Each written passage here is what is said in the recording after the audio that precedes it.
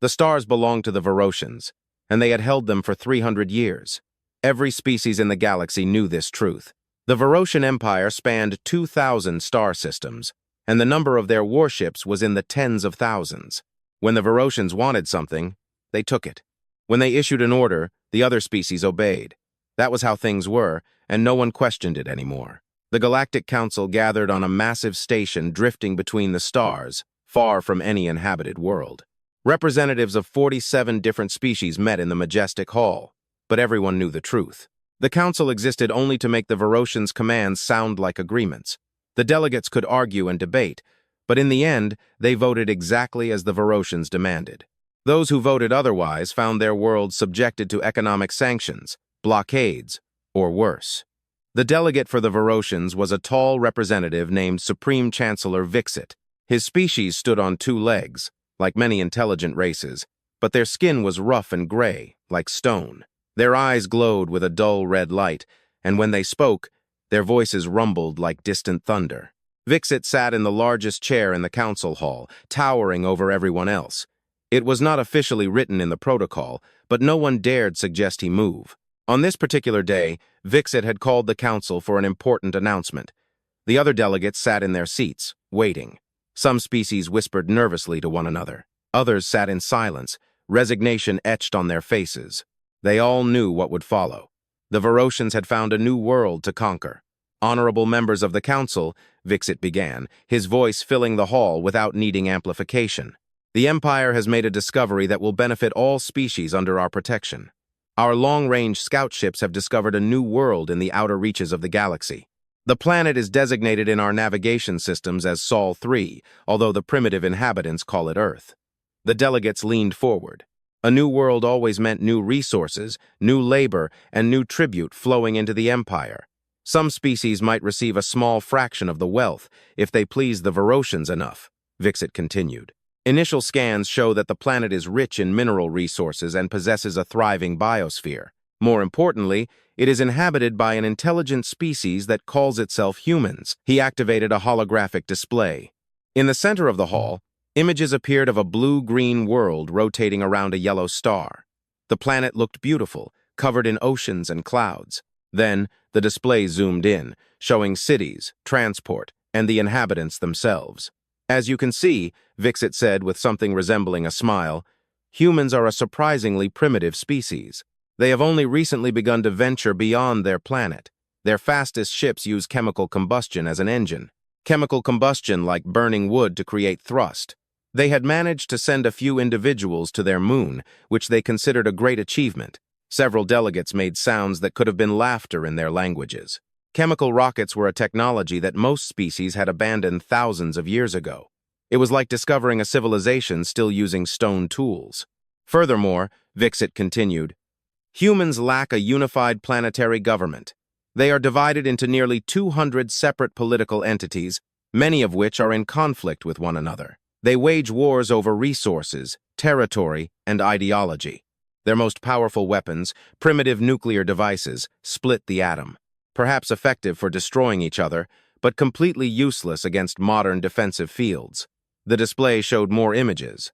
Human cities, human transport, human spacecraft that looked fragile and small to the gathered species, who traveled between stars and commanded energy weapons. Humans looked like children playing with toys. The Empire has decided, Vixit announced, that Sol 3 and its surroundings will be incorporated into Verotian territory. Humans will be given the opportunity to surrender peacefully and become a productive member of the Empire. If they refuse, they will be pacified in accordance with standard military protocols. Fleet Admiral Kret is tasked with leading the 7th Pacification Fleet to the Sol system. Beside the images of Earth, a hologram of Admiral Kret appeared. Kret was even larger than Vixit. His armor was covered in medals marking centuries of military service. His red eyes a sign of enhanced combat biology.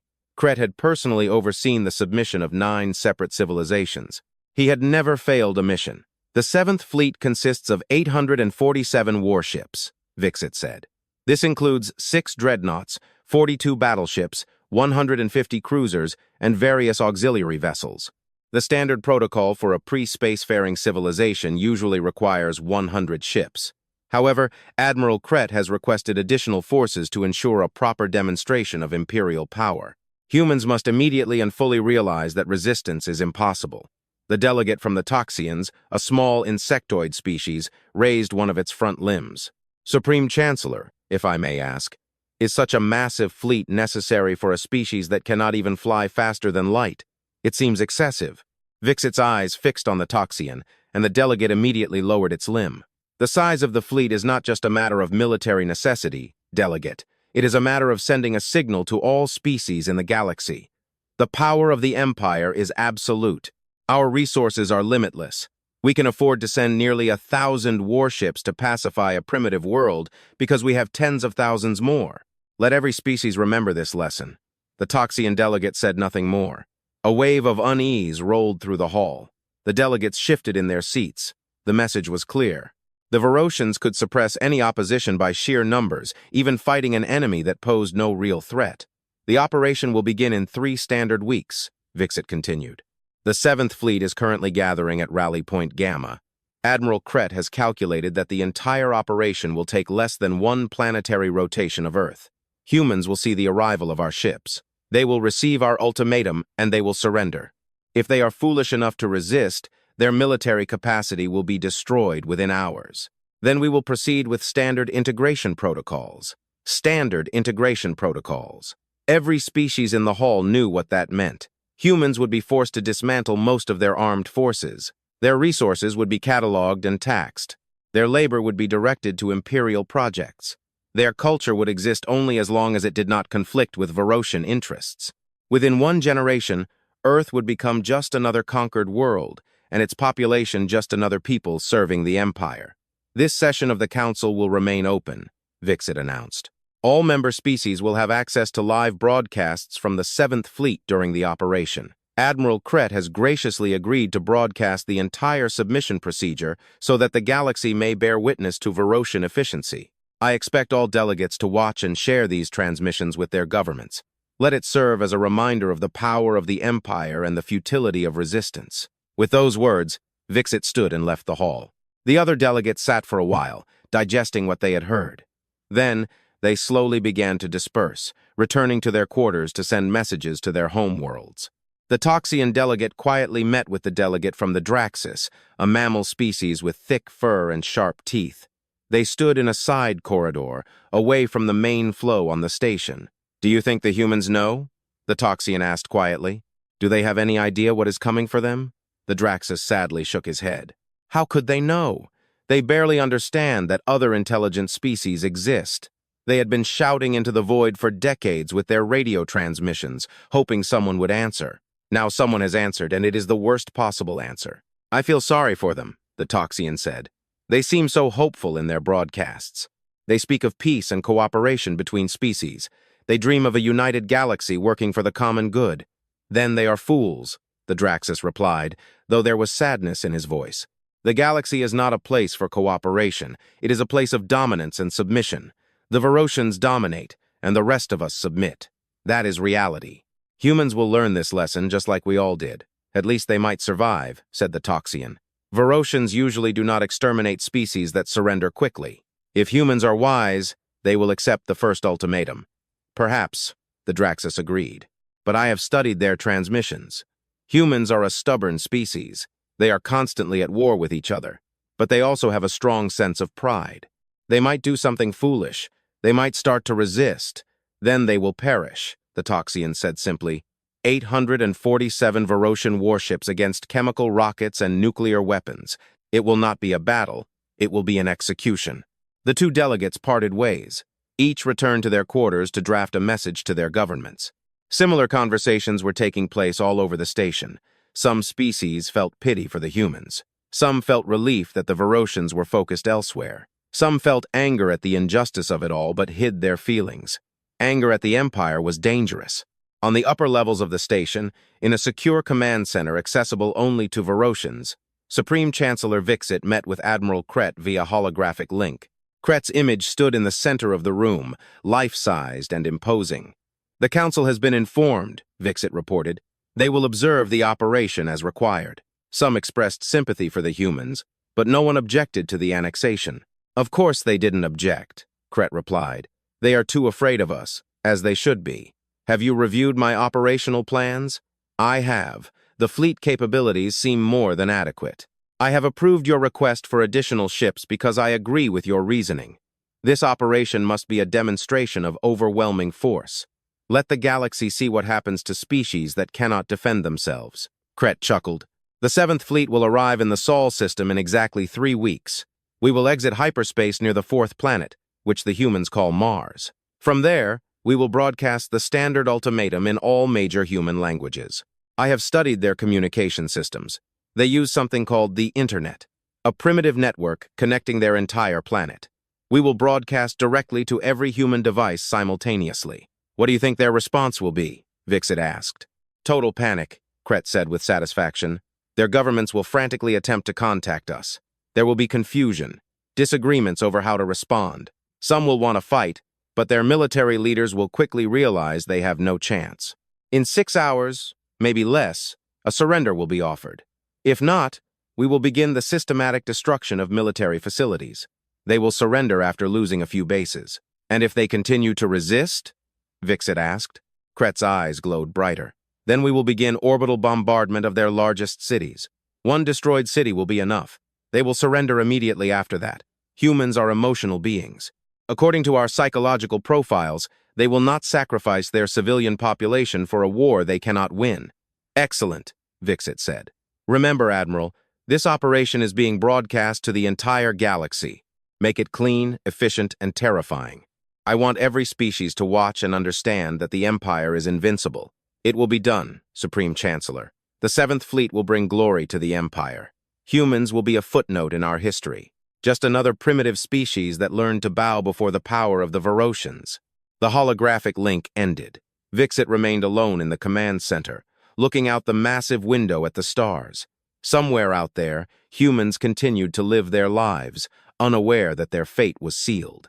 In 3 weeks, their world would change forever. Vixit felt no guilt for this. The galaxy functioned on simple principles. The strong dominate the weak, the advanced control the primitive. The Empire takes what it wants because it has the power to do so. It was a natural law played out on a galactic scale. The humans would soon learn this lesson, and the rest of the galaxy would watch and remember why they served the Empire without question. 3 weeks later, all the freedom remaining to Earth was gone.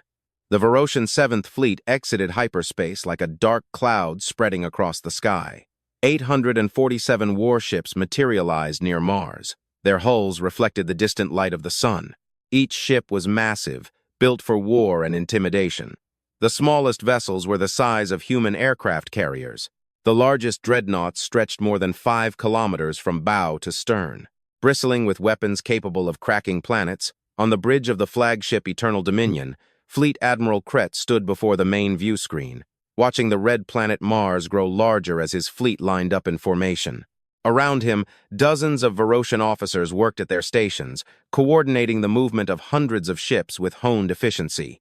The bridge was a cathedral of military power. Its ceiling rose 20 meters above the deck, and the walls were covered in tactical displays. Fleet formation complete, the tactical officer reported. All ships report ready. No damage from the hyperspace transition. Scan the system, Kret ordered. Full spectral analysis. I want to know the location of every human vessel, every satellite, every installation. Leave nothing uncovered. The officer worked at his console, directing the fleet's sensor arrays into the inner system. Scanning now, Admiral. Primary results show a multitude of artificial satellites around the 3rd planet. Primitive communication and observation platforms. We are detecting chemical rocket launches from the surface. It seems to be routine cargo delivery to a small orbital station. No warships detected outside the planet's near orbital space. Kret chuckled. This matched the intelligence projections exactly. Humans had managed to put a small station into orbit around their world, but they had no deep space fleet, no patrol ships, no early warning network beyond their primitive satellites. They were blind to threats from beyond their moon. Open a channel to the Galactic Council, Kret commanded. On all frequencies, let them bear witness to this moment. Across the galaxy, on the Council Station and on the homeworlds of the 47 species, screens activated. Billions of beings watched as the Verotian fleet hung in space next to Mars. A demonstration of overwhelming military power. In the council hall, the delegates took their seats, prepared to witness what they believed would be a quick and inevitable submission. "Channel open, Admiral," the communications officer reported. "Attention, species of Earth," Kret began. His voice was translated simultaneously into 17 human languages by the Verotian computers. "I am Fleet Admiral Kret of the Verotian Empire. Your world has been selected for inclusion in Imperial territory. You will immediately cease all military activity and prepare to receive occupation forces. You have 6 hours to submit your unconditional surrender. If you comply, your species will be peacefully integrated into the Empire. You will be protected, governed, and put to productive work. Resistance will be met with total military annihilation. You cannot win, you cannot escape. You can only choose how you wish to survive, submit and live, or resist and face extinction. You have 6 hours. The broadcast ended. On the bridge of Eternal Dominion, officers waited for the humans' answer, based on their psychological profiles. It would take humans at least an hour to realize what was happening, organize their governments, and discuss their options. Kret expected panic-stricken transmissions, requests for clarification, and desperate pleas for more time. The answer came in 2 minutes. A single audio-only transmission. From something called NORAD, the Unified Space Command. The voice was human, male, speaking in English, in an even, emotionless tone. "Verotian fleet. Maintain position beyond the moon's orbit or be attacked. This is your only warning. NORAD. Out." For a moment, there was silence on the bridge of Eternal Dominion. The officers looked at each other in confusion. Then Kret began to laugh, a deep rumbling sound that echoed in the chamber. "Did you hear that?" he asked his crew. "They threatened us. A species with chemical rockets threatened the Verotian Empire. They warned us." He laughed again. "I have conquered 9 civilizations. I have burned worlds and scattered fleets, and these primitives think they can attack us." Across the galaxy, the reaction was different. In the council hall, the delegates shifted nervously. The Toxian delegate spoke quietly to the Draxus standing next to him. They rejected the ultimatum. In 2 minutes. They didn't even discuss it. "They are fools," the Draxus replied, "or they do not understand what they are facing." On Eternal Dominion, Kret's laughter turned to cold rage. "Communications officer, send this message to Earth. Tell them they have made a fatal mistake. Tell them we are advancing and we will accept nothing less than total capitulation. Any other response will result in the destruction of their species." "Yes, Admiral," the communications officer began, but Kret cut her off. "Actually, no. Words are a waste of time on these creatures. All ships, advance to Earth. Prepare for bombardment. We will teach these humans the price of defiance." The massive fleet began to move. 847 warships accelerated toward the 3rd planet. They moved in perfect formation, a demonstration of Verotian military discipline. The dreadnoughts formed the center, surrounded by battleships and cruisers, with frigates and destroyers forming a defensive screen. It was a formation designed to crush any opposition while protecting the main command ships. "Estimated time to Earth orbit?" Kret asked. "At current speed, 43 minutes, Admiral." "Excellent. Maintain full sensor scans. If the humans launch any weapons, I want to know immediately, although I doubt they would be that foolish." "Admiral," the sensor officer's voice cut across the bridge. Multiple contacts, hundreds of signatures appearing throughout the system. "What?" Kret strode to the sensor station. "Where did they come from?" "They used superluminal transition. That's impossible. They have no such technology. No hyperspace signatures detected." "Admiral, they were already there. They were hiding. The signatures appear because they are deactivating their cloaking measures." "Sir, they were everywhere around us. In the asteroid belt near the outer planets, even in the orbital space of Mars. We were completely surrounded and we didn't know it." On the main view screen, tactical displays updated rapidly. On the chart, red icons appeared dozens, then hundreds. Each icon represented a vessel of unknown type, positioned throughout the solar system in an obviously pre-planned defensive formation. Throughout the galaxy, species watched in shock. The Toxian delegate stood from his seat. How is this possible? The intelligence report said they had no deep space capabilities. Kret watched the display. His thoughts were racing. Analysis. What are these ships? What are their capabilities? Unknown, Admiral. They do not match any known design. Their energy signatures do not resemble any propulsion system in our database. It appears they use some form of reactive engine, but the efficiency is far beyond what should be possible for a pre-spacefaring species. They are running cold. Minimal heat output. That is why our sensors did not detect them. How many are there? Kret demanded. Still counting, sir. Current estimate. 437 contacts. No, correction. 612. They are still appearing as they deactivate their masking systems. 600 ships against 800 Verotian vessels. These were still favorable odds, but this was nothing like what intelligence had predicted. These humans were not primitives accidentally making first contact. They were waiting. They were prepared. Sir, we are receiving a new transmission from Earth, the communications officer reported. Play it, Kret ordered. The same, even, emotionless voice from NORAD filled the bridge. Verotian fleet, you were ordered to maintain position beyond the moon's orbit. You have advanced into our defensive perimeter. You will retreat behind the orbit of Mars immediately or be attacked. You have 60 seconds to comply. Kret's fists clenched. Retreat. They dare order us to retreat.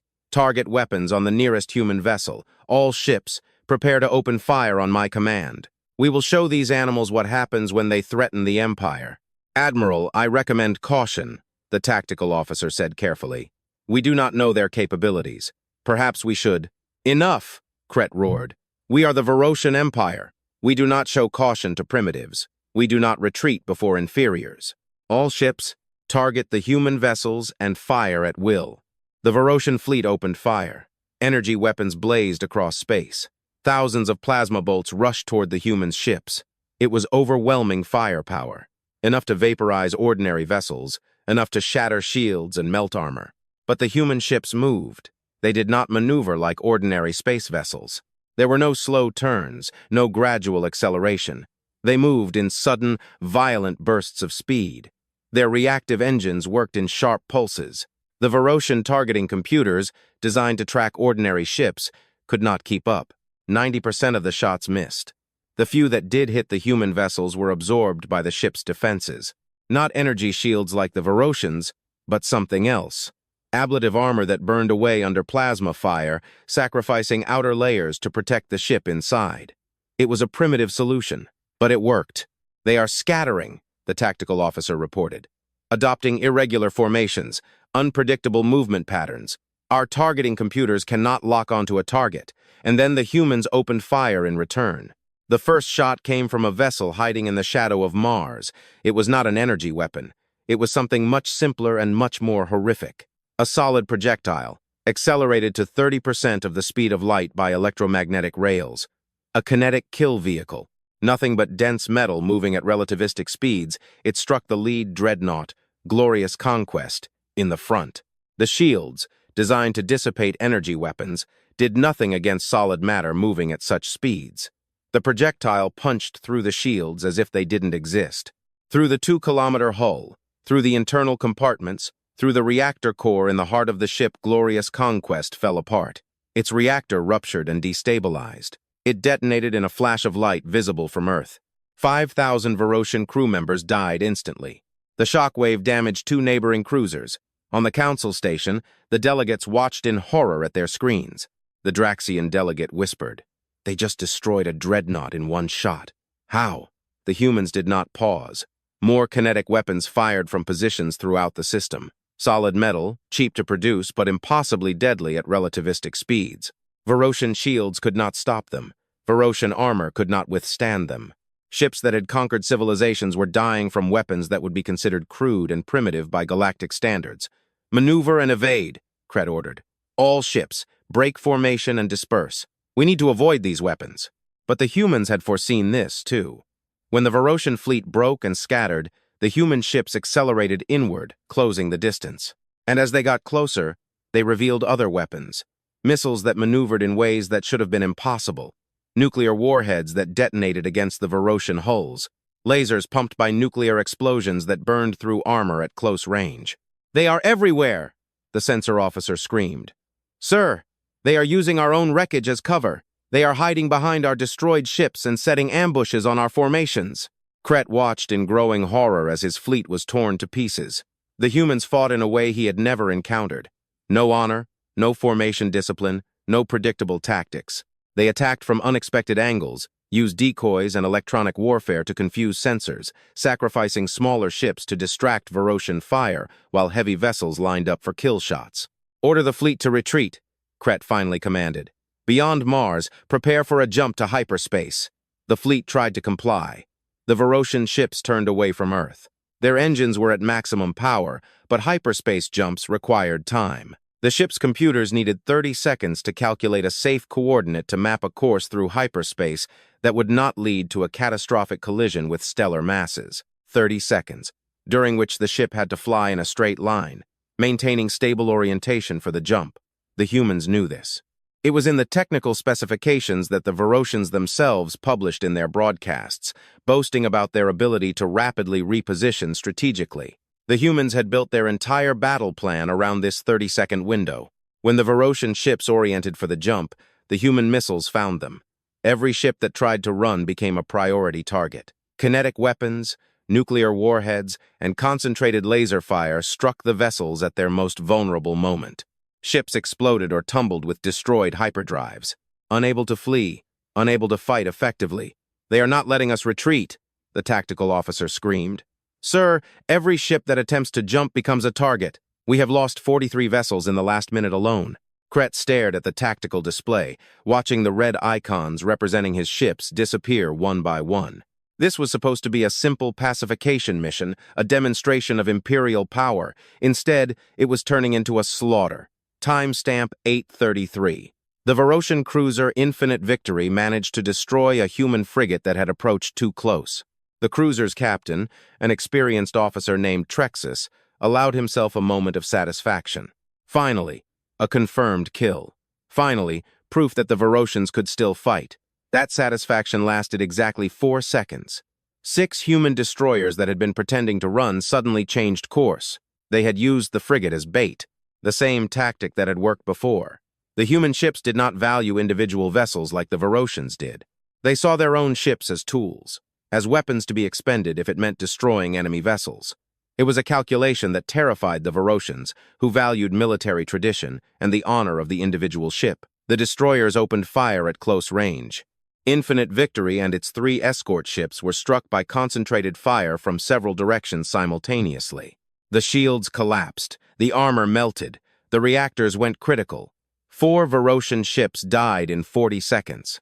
Their wreckage added to the growing field of debris that made space near Earth increasingly dangerous for navigation.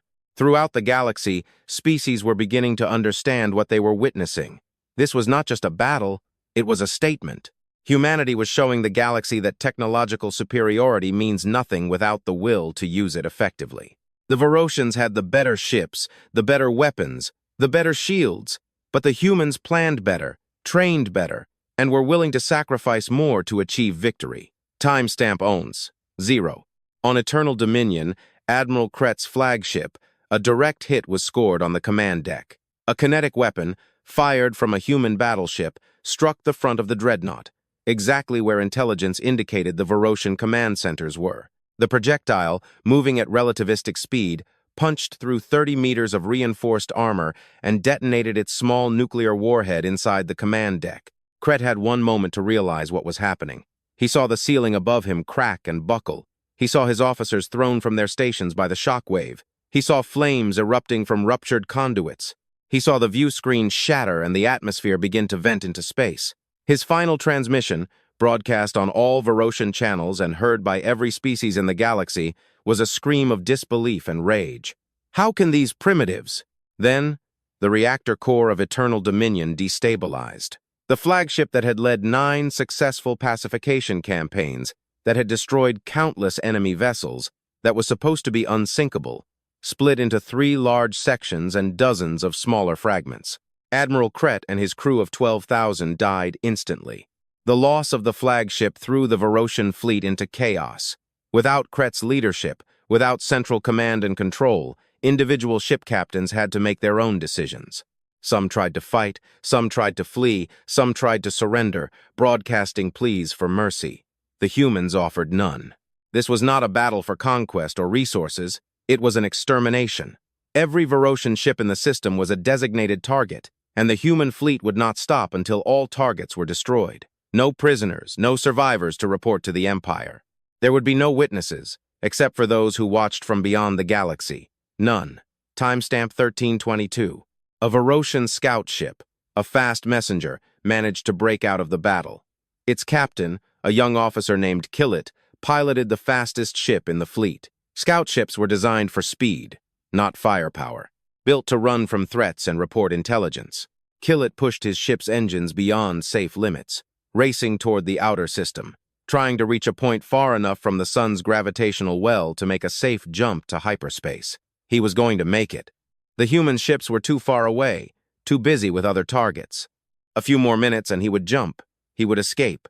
He would warn the Empire that humanity was not what it seemed, that this was a trap, that the Verotians' entire understanding of human capabilities was catastrophically wrong.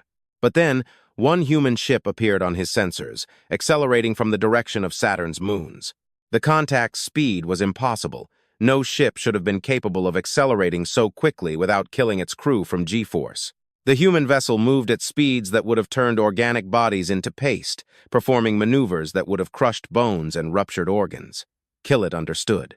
At that moment, the ship pursuing him had no crew. It was automated. A drone controlled by a computer, capable of maneuvers no living pilot could withstand. And it was faster than his scout ship. The drone overtook the fast messenger at timestamp 1358.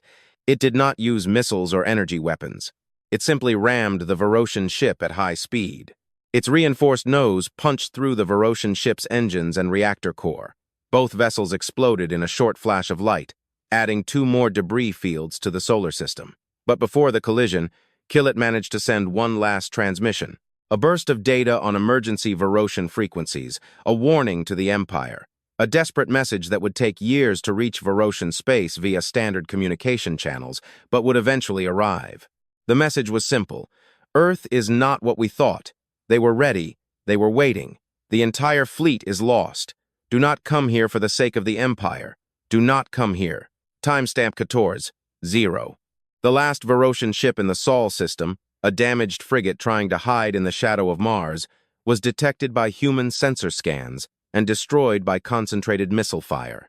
The frigate's captain did not even have time to surrender. The human computers calculated that the damaged ship could potentially repair its hyperdrive and escape. Therefore, it was prioritized for immediate destruction. The battle was over. 847 Verotian warships had entered Earth's solar system 4 hours ago. Not one remained. The human fleet had lost 63 ships in the battle, each one a conscious sacrifice to destroy multiple enemy vessels. The exchange ratio was staggering, more than 13-1 in favor of humanity. In the council hall, the delegates sat in absolute silence. The screens that had shown the live broadcast of the battle now displayed only the field of debris and the triumphant human fleet gathering near Earth's orbit. The Verotian delegate, a minor official who had remained at the council station during the battle, sat motionless in his chair. His red eyes were dimmed by shock. Finally, the Toxian delegate spoke. His voice was barely a whisper. The Verotian Empire ruled the galaxy for 3 centuries. They conquered 17 civilizations. They had never been defeated in battle, and the species we thought were primitive just destroyed their entire fleet in 14 minutes. The Draxian delegate turned to look at his colleague. Not 14 minutes. This didn't start 14 minutes ago. This started 40 years ago, when humans first discovered Verotian transmissions. They had been preparing for this day for 4 decades. They built their weapons, trained their crews, turned their solar system into a fortress. And then they waited. They waited until we underestimated them. They waited for the perfect moment to show us who they really are. A new transmission came through, overriding all other communications. It was broadcast on every frequency, in every language spoken by the council species. A human representative, a woman who identified herself only as Representative Chen, appeared on every screen in the galaxy. Her message was short and absolute. Earth is closed. Any vessel entering our declared space will be destroyed without warning. We want nothing from you. We will take nothing from you. Stay away, and you will never see us again. Approach, and you will share the fate of the Verotians. This is your only warning. The transmission ended, leaving the galaxy to contemplate a new and terrifying reality. Humanity had announced itself to the stars, and they had done so with overwhelming violence. The Galactic Council Hall had never been so full. Every species sent its representatives, and many sent their military commanders. They needed to understand what had happened. They needed to know if they were next. Humans had destroyed the most powerful military force in known space in less than 15 minutes. What else could they do? What else were they hiding? Supreme Chancellor Vixit stood before the gathered delegates, but he no longer commanded the room as before. His confident posture had vanished, replaced by something that looked almost like fear. The invincibility of the Verotian Empire was shattered, and everyone in the hall knew it. "The Council recognizes the human delegation," Vixit said. His voice lacked its usual thunder. "We requested this session to understand the events that occurred in the Sol system. Representative Chen. Humanity has some explaining to do." A holographic projection appeared in the center of the hall. Representative Chen stood there, her image life-sized, dressed in a simple dark blue uniform with no insignia or medals. She was a small woman by human standards. Her hair was short-cropped, her expression perfectly neutral. She looked like a person who didn't need to impress anyone because she held all the power in the conversation. "Supreme Chancellor," Chen began. Her voice was calm and professional. "You said we have much to explain. I disagree. We owe you no explanation, but in the interest of preventing future misunderstandings, I will provide one." The Toxian advisor, speaking carefully, asked the question that had been turning in everyone's mind. "Representative Chen, our intelligence indicated that humanity was decades away from achieving faster-than-light travel. You had no energy shields, plasma weapons, or graviton technology. How did you defeat a Verotian fleet that possessed all these advantages?" Chen smiled slightly, though there was no humor in it. "Advisor, your question reveals the fundamental mistake that everyone made about Earth.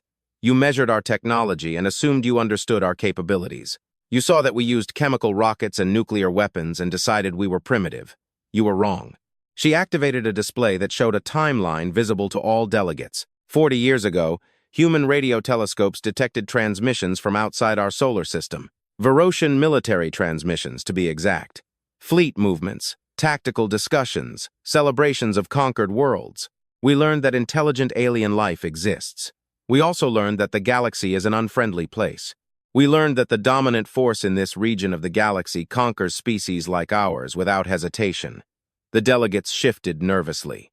Many of them had participated in council sessions where Verotian conquests were ratified and approved. They had watched broadcasts of pacification operations and done nothing. Chen continued. "Humanity's governments made a decision that day. Every nation on Earth, all our separate political entities, agreed on one thing. We will not become another conquered species. We will prepare, and we will be ready when the Verotians come for us, because we knew they would eventually come." "You spent 40 years preparing for this?" the Draxus military observer asked. "How did you maintain secrecy for so long?" "We went dark," Chen explained. "We stopped all radio transmissions into deep space. No broadcasts, no messages to the stars. From space, it looked like we were exactly what you took us for. A primitive civilization playing with chemical rockets, slowly building small orbital infrastructure. What you didn't see was what we were building in secret." The display changed, showing images of massive construction projects in asteroid fields, on the dark side of Earth's moon, in the rings of Saturn. "We redirected 15% of global GDP to military development. Every nation contributed. We built shipyards where your sensors couldn't detect them. We mined resources from asteroids and moons. We trained soldiers and designed weapons. Everything was done in secret. Everything was designed to be invisible to your scanners. But the technology," Vixit interrupted. "Your weapons shouldn't have been effective against our shields and armor. Kinetic weapons are primitive. Nuclear weapons are crude. How did they work?" Chen turned to face the Verotian delegate directly. "Because we studied you, Supreme Chancellor, for 40 years. We listened to your transmissions. We watched recordings of your battles. We analyzed every piece of information you freely shared with the galaxy. Your fleet compositions, your shield frequencies, your armor specifications, your tactical doctrines. You published all this information, broadcasting it with pride to demonstrate your superiority." She paused. "Allowing that to sink in, you told us exactly how to kill you. And then you were surprised when we did it. Your shields are designed to dissipate energy weapons. They do almost nothing against solid matter at relativistic speeds. Your armor is built to withstand plasma, but it cracks under kinetic impact. Your tactics rely on formation, discipline, and centralized command. So, we used decentralized operations and unpredictable attack patterns. We did not match your technology. We countered it." The Toxian advisor spoke again. His voice was trembling slightly. "You said you used kinetic weapons. Accelerating mass to 30% of the speed of light requires huge energy. How did you achieve this without energy shields to protect your ships? We didn't need shields like yours, Chen replied. We used a blade of armor, cheap to produce, effective enough for our purposes. When your plasma weapons hit our ships, the outer layers burned away, protecting the ship inside. It's a simple solution. But it worked.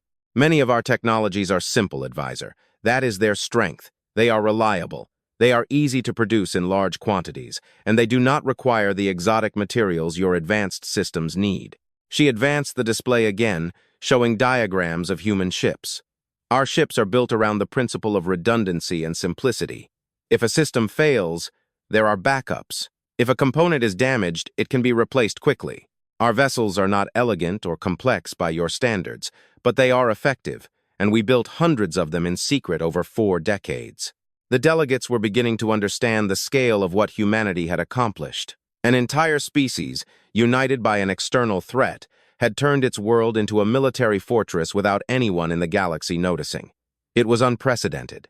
The delegate from a small species called the Yanks asked in a trembling voice, "Representative Chen, your tactics in the battle were brutal. You used your own ships as decoys and knowingly sacrificed crews to destroy Verotian vessels. You showed no mercy, took no prisoners. Is this how humanity conducts war?" Chen's expression did not change. "Yes, when we fight to win. We do not fight for honor or glory. We do not fight to impress the council. We fight to survive. Every human crew that went into that battle knew they might not return. They volunteered anyway, because they understood what was at stake. If the Verotians had won, Earth would have been conquered. Our species would have spent a generation serving the Empire. We chose death over slavery." She gazed around the hall, meeting the eyes of the delegates from species that had accepted Verotian rule. "I know some of you think we were cruel, but think about this. We offered Admiral Kret a chance to retreat. We warned him to stay beyond the moon's orbit. He advanced anyway, confident in his superiority. He thought we were primitives who would panic and surrender. He was wrong, and his fleet paid the price for his arrogance." The hall fell into silence. Vixit had no answer. Chen continued. Her voice rose slightly with barely restrained anger. "And let me address something else. For 40 years, we listened to the Galactic Council's transmissions. We heard representatives of 47 species discussing Verotian conquests. We heard debates over pacification operations. We heard votes to ratify the inclusion of conquered worlds. Not once did we hear any species object. Not once did we hear anyone suggest that the Verotians should be stopped." She looked around the hall, and many delegates could not meet her gaze. You all knew what the Empire was doing. You all watched as they conquered species after species, and you did nothing. You were too afraid, too weak, or too comfortable with the status quo to resist. So do not stand here and lecture us about the lives we took in defense of our freedom. You had 40 years to build something better than the Verotian Empire. You chose to accept submission rather than fight for real freedom. The Toxian advisor spoke quietly. "You are right, Representative Chen. We should have done more. We should have resisted, but the Verotian Empire was too powerful. No species could withstand them. Then you should have worked together," Chen answered sharply. 47 species in this council, billions of beings across thousands of worlds. If you had united against the Verotians 3 centuries ago, the Empire never would have grown so powerful. But you didn't. You chose peace through submission, rather than fighting for true freedom. She let that accusation hang in the air for a moment before continuing in a calmer tone. "Earth will not make that mistake. We will not join your council. We will not participate in your politics. We will not rely on others for our protection. We claim rights to our solar system and a 50 light-year exclusion zone around it. Any vessel that enters without explicit permission will be destroyed. No exceptions, no second chances. 50 light years?" Vixit protested. "That territory includes 17 star systems. You cannot physically defend such a large area." Chen smiled. And this time, there was genuine amusement in her expression. "Can't we, Supreme Chancellor? You thought we couldn't defend our solar system? Also, you thought 800 warships would be enough to conquer us? How did that work out?" She activated the display one more time, showing a map of space around Earth. Red zones marked the exclusion zone. For 40 years, you watched our solar system and saw primitive chemical rockets. You never detected our construction of warships. You never found our defensive platforms. You never realized that we were preparing for war. What makes you think you know what we have built in neighboring star systems? The implications sent a wave of fear through the hall. If humans were building military infrastructure in secret for 40 years in their solar system, what had they built in neighboring star systems? How far did their preparations reach? We placed automated defensive platforms throughout the exclusion zone, Chen said. They have been there for 20 years. You never saw them because you weren't looking. These platforms are programmed to destroy any unauthorized vessel. They do not negotiate, they do not warn, they simply kill. She deactivated the display and turned to the gathered delegates. Humanity is withdrawing from galactic affairs. We do not want your trade. We do not want your alliances. We do not want your politics. All we want is to be left alone. Stay away from our space, and you will never see us again. Approach our territory, and you will join the Verotians. What if we need help? Asked a small voice.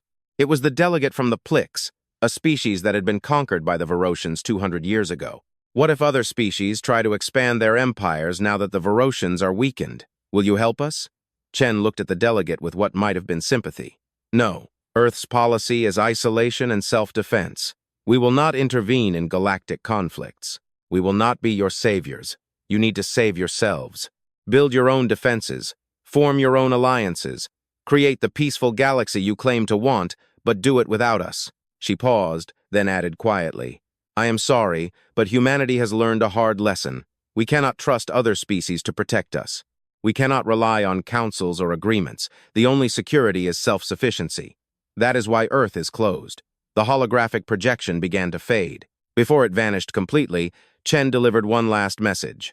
This is the only official communication humanity will have with the Galactic Council. Do not attempt to contact us.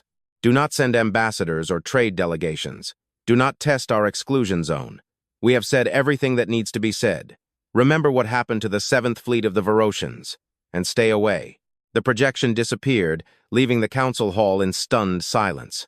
6 months passed since the 14-minute war, and the galaxy had transformed in ways no one could have predicted. The Verotian Empire, which had stood for 3 centuries as the dominant force in known space, collapsed without their military power to enforce control, without the fear that kept the conquered species obedient. The empire fragmented into chaos. The first world to rise was Draxus. The people of the Draxus had been conquered 140 years ago. Their natural military strength had been suppressed by Verotian occupation forces. When news of the destruction of the 7th Fleet reached Draxus, the planet's government declared independence within hours. Verotian administrators were expelled peacefully, and the Draxus began building their own defensive fleet, using designs they had secretly preserved since the moment of conquest. Other worlds followed quickly. Taxia, Plix, Ellen, and a dozen other species declared their freedom. Some transitions were peaceful, others were violent, as local Verotian garrison forces tried to maintain control and failed. The Empire tried to respond, sending fleets to reclaim the rebellious worlds, but their forces were spread too thin. With the 7th Fleet gone and military resources allocated to holding the core territories, the Verotians could not suppress multiple uprisings simultaneously. Within 3 months, the Verotian Empire had lost half its territory. The remaining Verotian worlds split into factions, each claiming to be the legitimate successor to the Empire. Civil war erupted as different Verotian military commanders fought each other for control of what remained.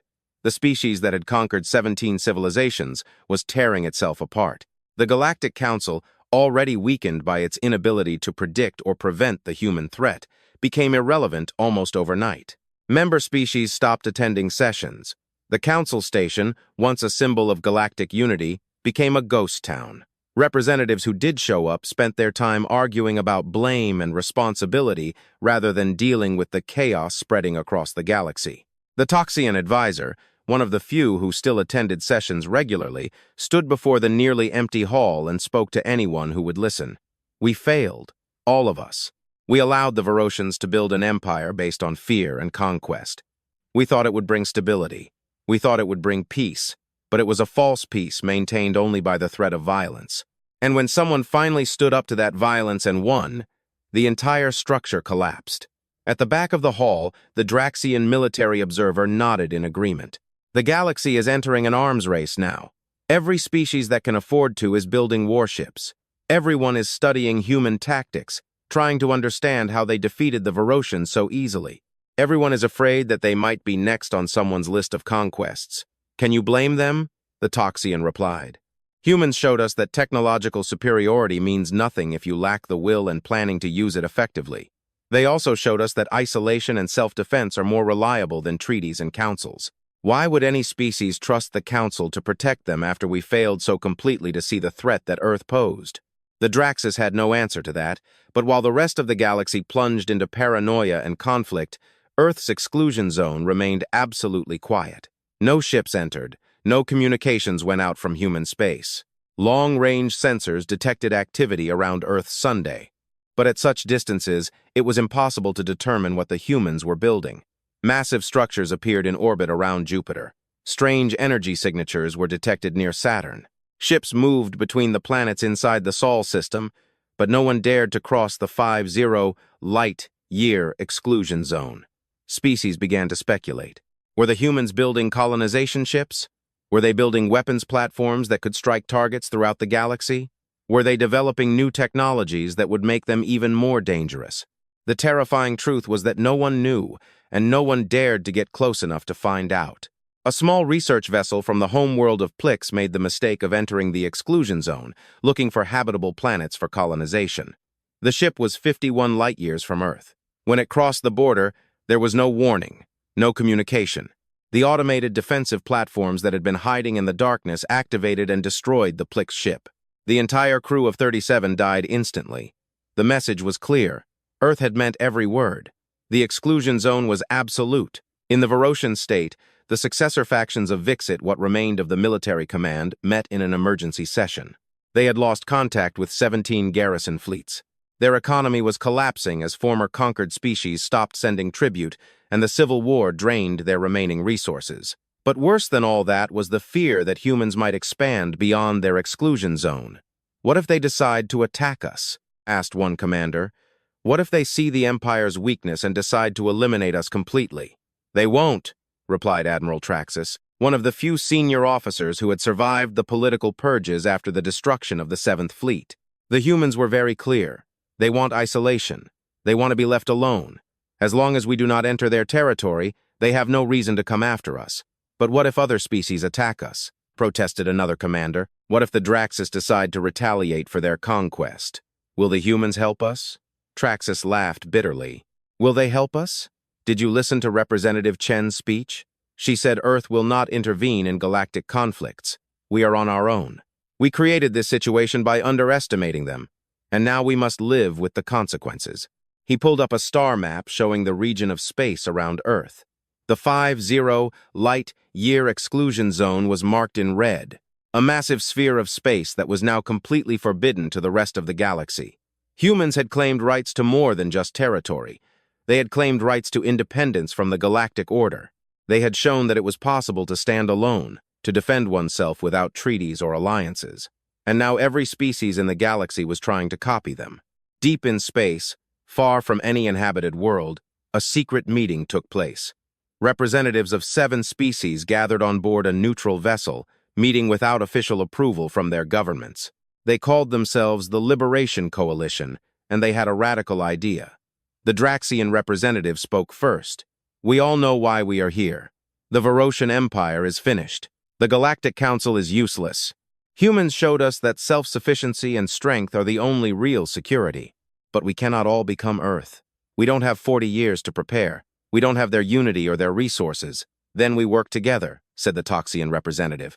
"We pool our resources, share technology, build a defensive alliance that can protect us from anyone who tries to build a new empire." "But the humans," interrupted the Plix representative. "What if they see us as a threat? What if they decide that an united alliance is dangerous to their safety? Then we will make it clear that we are not a threat to them," replied the Draxus.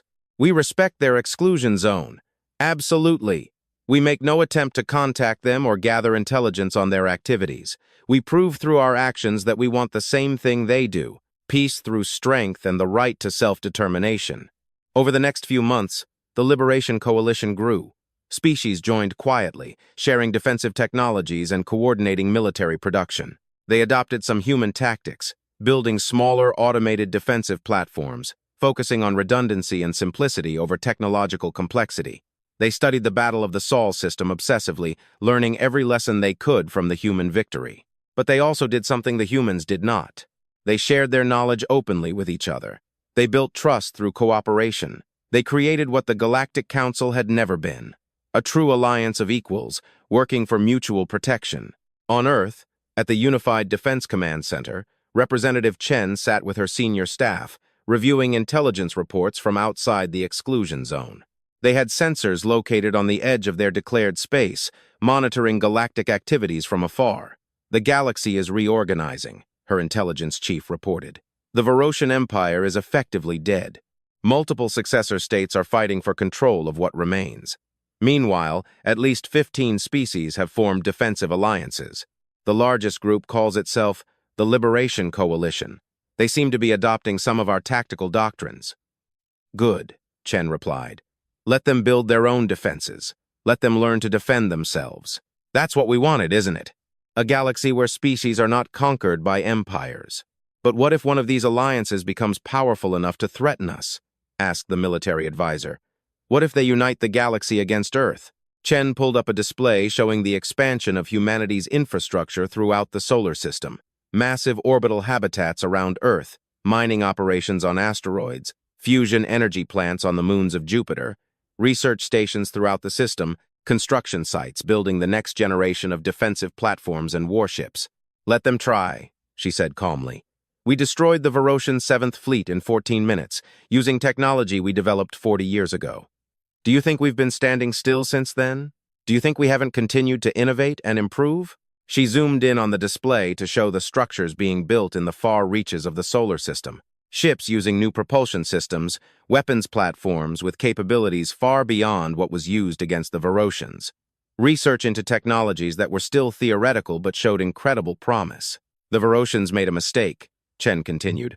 They thought the battle would be won by whoever had the most advanced technology. But battles are won by whoever prepares better, fights smarter, and refuses to give up. We prepared for 40 years to defeat the Verotians. We have prepared for 6 months since then to defeat whoever might come next. A young officer spoke up hesitantly. Ma'am, some people are asking, aren't we preparing for the wrong thing? The galaxy is reorganizing into something that might be better than an empire. Species are forming voluntary alliances instead of conquest empires. Maybe we should reconsider our isolation policy? Maybe we could help lead the galaxy toward something better. Chen turned to look at the officer. Her expression softened slightly. I understand the impulse to help. I really do, but Earth's policy is firm for good reasons. The moment we involve ourselves in galactic politics, we become a target. Every species will either want our protection or fear our power. We will be drawn into conflicts, forced to choose sides, under pressure to use our military force for the benefit of others. She stood and walked to the window, looking at the blue-green planet below. Our ancestors spent a century warring with each other over territory, resources, and ideology. We almost destroyed our own world many times with nuclear weapons. We united only when we faced an external threat that endangered our entire species. This unity is precious and fragile. If we start involving ourselves in galactic conflicts, we risk breaking it. So we just watch? The officer asked. We let the galaxy struggle and fight and potentially fall into another empire. And we do nothing? We protect ourselves, Chen ruled. We maintain our strength, our unity, and our independence. We prove that it is possible to survive in a hostile galaxy through self-sufficiency, and by doing so, we provide an example for other species, not through intervention or guidance, but through demonstration. We show that you don't need to conquer others to be safe. You don't need to join empires or councils. You need to build your own strength and defend your own freedom. She returned to her seat and pulled up the long-range sensor data from the edge of the exclusion zone. Look at this. 3 different alliances have formed in the last month. Species that were conquered by the Verotians are working together, building defensive networks, sharing technologies. They are doing exactly what we hoped they would do. They are learning to defend themselves. But will it last? Asked the intelligence chief. History suggests that alliances crumble under pressure. What happens when these species start competing for resources or territory? What happens when old grudges surface? Then they will deal with it, Chen answered. That is not our problem. Earth has claimed what we need to survive and thrive. We have 17 star systems inside our exclusion zone. More than enough space to expand our civilization for a century. We have the resources, territory, and defensive capability to remain independent. That is all we need. She looked around at her staff, seeing the doubt on some of their faces. "I know some of you think we are selfish, but consider the alternative. If we involve ourselves in galactic politics, how soon will some species ask us to intervene in their conflict? How soon will we be expected to choose sides in wars that are not ours? How soon will our military strength be seen as a resource to be used, rather than a deterrent to be respected?" "Humans were clear," she continued. "We fight to survive, not to conquer. We defend what is ours, not what someone else thinks we should defend. And by maintaining this policy absolutely, we avoid being what the Verotians were. We avoid becoming another empire that subdues others in the name of peace or stability." Weeks turned into months, and the galaxy continued to evolve without Earth's participation. The Liberation Coalition expanded to include 23 species, becoming a significant military and economic force. Verotian successor states continued to war with each other, weakening themselves further. New trade routes appeared as species began to deal directly with each other rather than through imperial intermediaries. And throughout it all, Earth's exclusion zone remained absolutely closed. No ships entered. No communications emerged. Humans had completely withdrawn from galactic affairs, leaving the rest of the galaxy to guess what they were doing in their isolation. Some species saw Earth as a missed opportunity. If humans had joined the galaxy, if they had shared their tactical knowledge and military strength, perhaps a better galactic order could have been built quickly and effectively. Others saw Earth's isolation as wisdom. By refusing to participate in galactic politics, humans avoided being corrupted by power or drawn into endless conflicts. But all agreed on one thing. The galaxy had changed forever.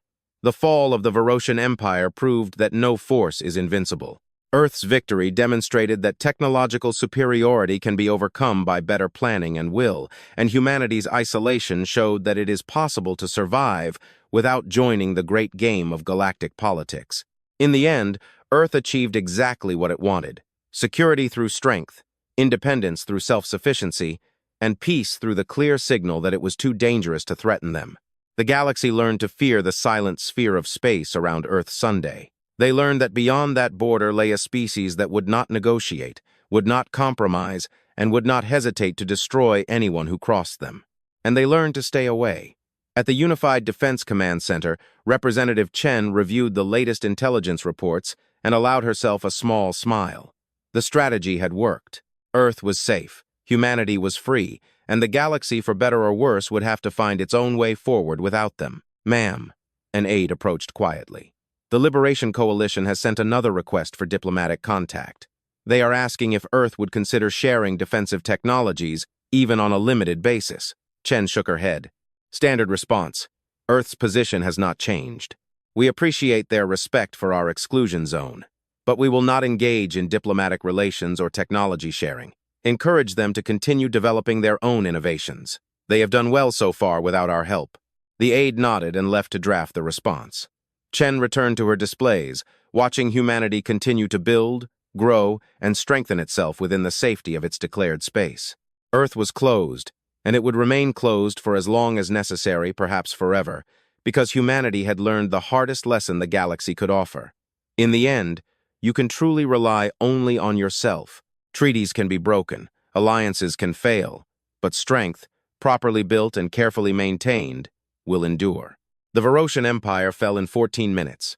Their 3-century rule ended in the time it takes to drink a cup of coffee, and the species that defeated them did not do it with superior technology, but with superior preparation, superior tactics, and an absolute refusal to surrender. The galaxy would remember that lesson for a long time. They would remember that Earth gave them one warning, and only one: stay away. And the galaxy, having finally gained a bit of wisdom, did exactly that.